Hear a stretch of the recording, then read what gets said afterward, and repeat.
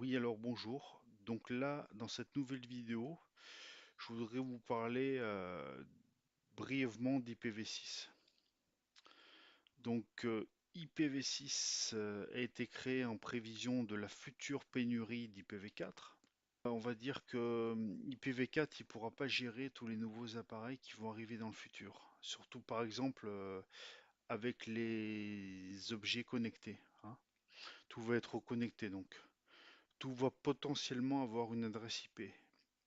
Et donc IPv4, il n'avait pas le potentiel, on va dire technique, pour adresser ces nouveaux périphériques à venir. Donc tout dans l'avenir risque d'être connecté.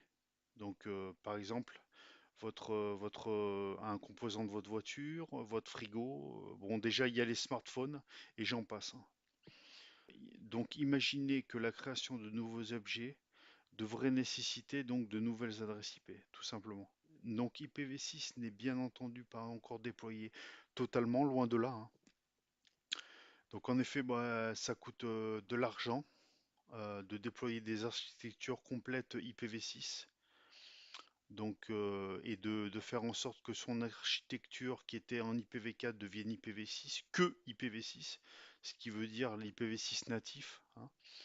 Donc imaginez les coûts que peuvent engendrer un changement total d'architecture si par exemple un FAI décidait de passer de son architecture tout IPv4 vers une architecture tout IPv6, hein. Étant donné qu'IPv4 est encore bien établi et fonctionne relativement bien, on a trouvé des moyens de faire cohabiter les deux adresses, donc IPv4 et IPv6. On va dire en attendant que nativement tout le déploiement soit fait, hein, vers IPv6, hein.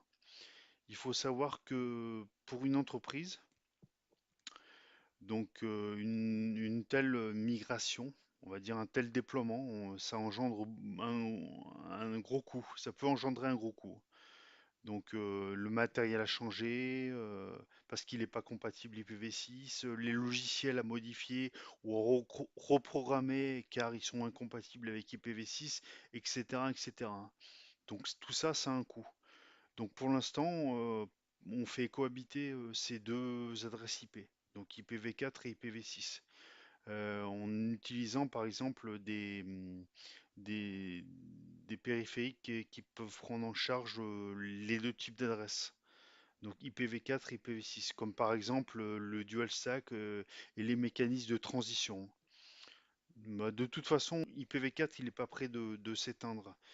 Et sûrement, il va rester et cohabiter, quoi qu'il en soit, avec IPv6, hein, même après un déploiement entre guillemets total, hein.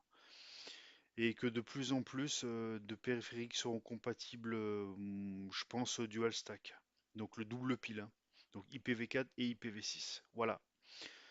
Voilà pour cette présentation simplifiée de IPv6, hein.